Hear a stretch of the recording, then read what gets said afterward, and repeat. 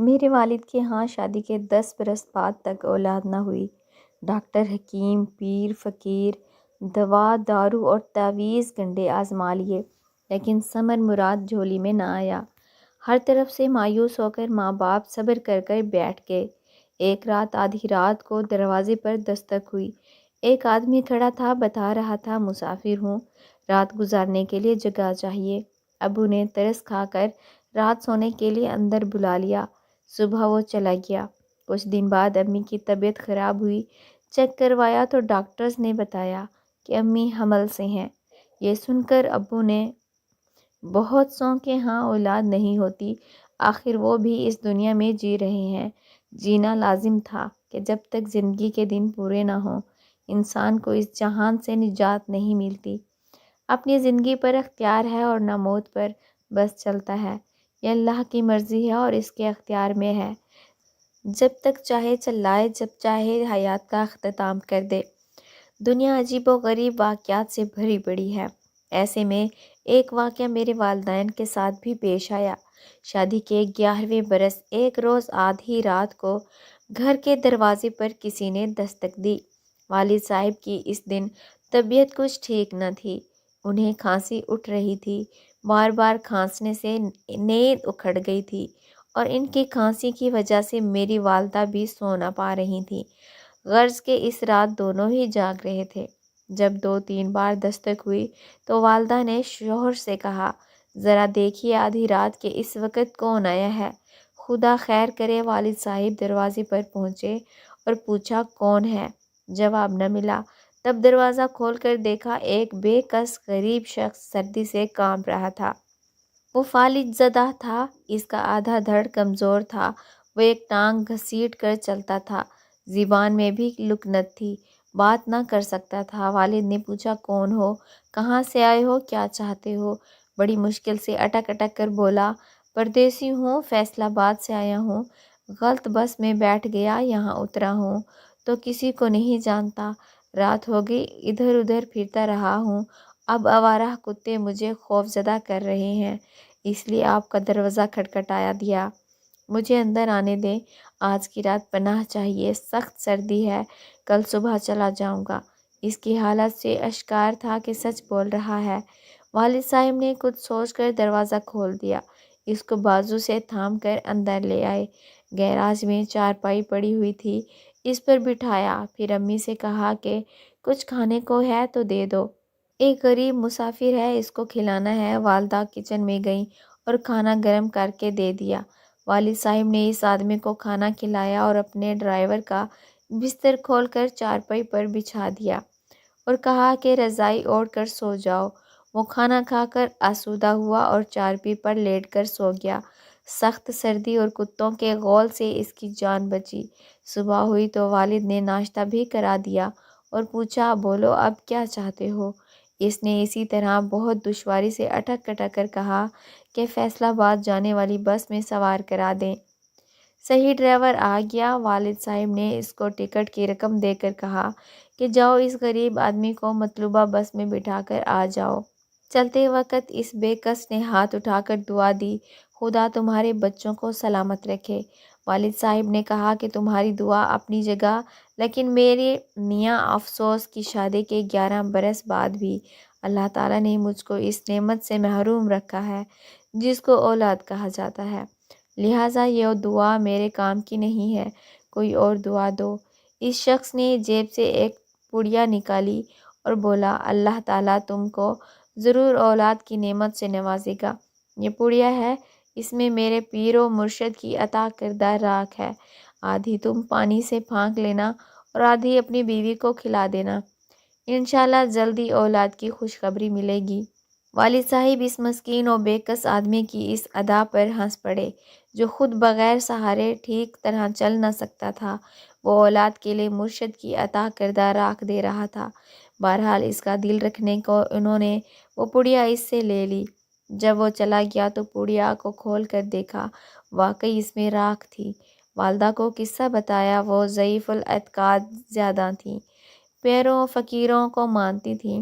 انہوں نے بسم اللہ پڑھ کر آدھی راکھ جو چٹکی بھر ہوگی خود پھانک لی اور آدھی اپنے شریک حیات کو دے کر کہا کہ تم بھی پھانک لو۔ کیا خبر آدھی رات کو اللہ پاک نے ہمارے گھر رحمت کا فرشتہ بھیجا ہو اس معذور انسان کو ہمیں آزمانے کے لیے۔ والد صاحب نے راکھ کو ہوا میں اڑا کر کہا کہ اگر ایسے لولے لنگڑے انسانوں کی دی ہوئی دوائیں یہ تیرے باہدف ہو جائیں تو یہ خود ان کو کھا کر صحیح و سالم ہو جائیں، پھر لنگڑے لولے کیوں رہیں؟ تم بھی کمال بات کرتی ہو۔ میں نے شخص ترس کھا کر اس کو گیراج میں پناہ دی کہ کہیں آوارہ کتے بھنبوڑ نہ ڈالیں۔ بیچارہ فالج کا مارا دوڑ بھی نہیں سکتا تھا۔ خیر نیکی کر دریا میں ڈال والی بات سمجھ کر اس واقعے کو فراموش کر دیا، لیکن 2 ماہ بعد والدہ کو احساس ہوا کہ وہ امید سے ہیں۔ کسی کو یقین نہ آ رہا تھا۔ چیک اپ کروایا تو لیڈی ڈاکٹر نے تصدیق کر دی۔ بس پھر میرے والدین کی خوشی کا کوئی ٹھکانہ نہ رہا۔ یہ محض اتفاق تھا، رب کی مہربانی تھی کہ ایک مسافر بے کس کو آدھی رات میں پناہ دی تھی، یا پھر اس راکھ کی پڑیا کی کرامات تھی، یہ اللہ جانتا ہے، لیکن مراد بر آئی تھی اور انہونی ہو گئی تھی۔ والدہ کے ہاں ایک ساتھ 2 بچیوں کی پیدائش ہوئی۔ دونوں جڑواں بچیاں تھیں۔ بدقسمتی سے ایک صحیح سالم مگر دوسری بچی کچھ کمزور اور بیمار پیدا ہوئی۔ میں وہ تھی جو صحیح سالم تھی، اور میری جڑواں بہن شاکرہ تھی جس کی ایک ٹانگ پیدائشی کمزور تھی اور ایک بازو بیکار تھا۔ خیر یہ اللہ کی مرضی، بہت علاج اس کا کرایا لیکن شفا نہ ہوئی۔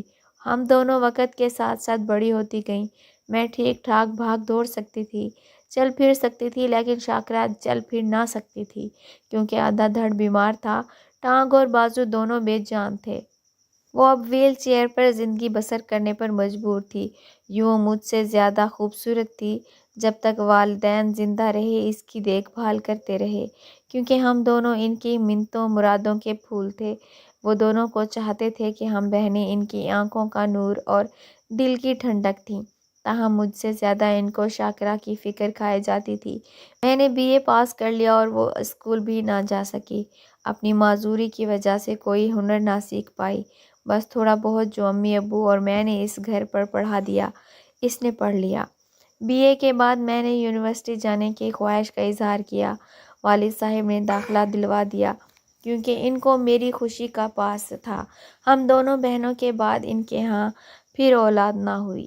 ہم ہی ان کا سب کچھ تھے۔ جب میں نے MA کر لیا والدین کو میری شادی کی فکر ہوئی۔ انہی دنوں مجھ کو اپنے کلاس فیلو ریحان نے پرپوز کر دیا، جو مجھ سے محبت کرنے لگا تھا۔ میں بھی اس سے پسند کرتی تھی۔ اس نے شادی کے لیے کہا تو میں نے جواب دیا، اپنے والدین کو ہمارے گھر بھیجو، امی ابو ہاں کر دیں گے تو ہماری شادی ہو جائے گی۔ وہ اپنے والدین کے ہمراہ ہمارے گھر آیا۔ میرے والدین نے اس کو پسند کیا، لیکن ساتھ عجیب شرط رکھ دی کہ اگر اس کے والدین اپنے دوسرے بیٹے کے لیے شاکرہ کا رشتہ قبول کر لیں تو وہ میرا بیاہ ریحان سے کر دیں گے، ورنہ انکار ہے۔ یہ شرط سن کر اس کے والدین سکتے میں آ گئے، کیونکہ شاکرہ اگرچہ خوبصورت تھی، پڑھی لکھی بھی نہ تھی۔ بہرحال اس وقت انہوں نے یہی جواب دیا کہ سوچ کر بتائیں گے، لیکن گھر جا کر اس معاملے پر سرد مہری اختیار کر لی گئی تھی۔ ریحان کو مجھ سے بہت محبت تھی اور وہ میرے علاوہ کسی اور سے شادی نہ کرنا چاہتا تھا۔ یہی حال میرا بھی تھا، لیکن اس کے والدین میرے والدین کی شرط پوری کرنے سے قاصر تھے۔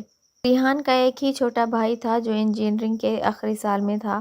جب اس نے والدین کی زبانی میرے گھر والوں کی شرط کا سنا تو ریحان کی خاطر اس نے شاکرہ کو دیکھنے کی خواہش کا اظہار کیا۔ دراصل وہ اپنے بھائی سے بہت محبت کرتا تھا اور ریحان کو کسی صورت مایوس دیکھنا نہ چاہتا تھا۔ اصرار کر کے وہ والدین کو ہمارے گھر لایا۔ اس کا نام فیضان تھا۔ فیضان شاکرہ سے ملا، کچھ دیر باتیں کیں، پھر اس نے میرے اور اپنے والدین کو رضامندی کا عندیہ دے دیا کہ وہ شاکرہ سے شادی کرے گا۔ یہ ایک بہت بڑی خوشخبری تھی میرے والدین کے لیے، مگر ریحان کے ماں باپ بالکل خوش نہ تھے۔ ایک بیٹے کی خوشی کی خاطر دوسرا قربانی کا بکرا بن گیا تھا، ایک معذور لڑکی کو قبول کر رہا تھا۔ والدین کو فیضان نے تاویلیں دے کر قائل کیا تھا۔ یوں ہم دونوں بہنوں کی شادی ایک ہی گھرانے میں 2 بھائیوں سے ہو گئی۔ پہلے شاکرہ دلہن بنی اور پیا گھر رخصت ہو گئی۔ ویل چیئر وہ اپنے ساتھ جہیز میں لے کر گئی۔ دوسرے روز میرا نکاح اور پھر رخصتی ہو گئی۔ یہ ایک انہونی تھی جو ہو گئی۔ میرے دیور نے ہم پر رحم کھا کر شاکرہ سے شادی نہیں کی تھی۔ ان کا کہنا ہے کہ اسے پہلی نظر دیکھتے ہی محبت ہو گئی تھی۔ ویل چیئر پر بیٹھی ایک معذور لڑکی کی معصومیت نے نہ جانے فیضان پر کیا جادو کیا کہ اس کی معذوری بھی ارادے کے راہ میں حائل نہ ہو سکی، اور دونوں آج نہایت کامیاب ازدواجی زندگی گزار رہے ہیں۔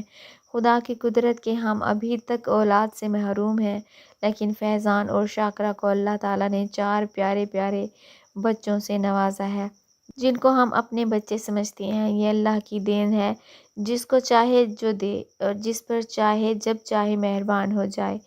اپنی حکمتیں وہ خود جانتا ہے، جو راز ہم نہیں جان سکتے وہ ان رازوں کا آمین ہے۔ ہم اب بھی ایک ساتھ رہتے ہیں۔ میری بہن اولاد جنم دینے کے قابل ہے لیکن پال نہیں سکتی، لہٰذا ان کی اولادوں کو میں نے بہت پیارے اپنے بچے سمجھ کر پالا ہے۔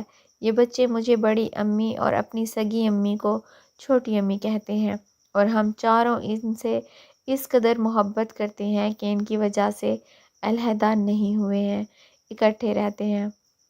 پیارے ناظرین، السلام علیکم۔ کہانی پسند آئی ہو تو ویڈیو کو لائک اور ہمارے چینل کو لازمی سبسکرائب کریں۔ شکریہ۔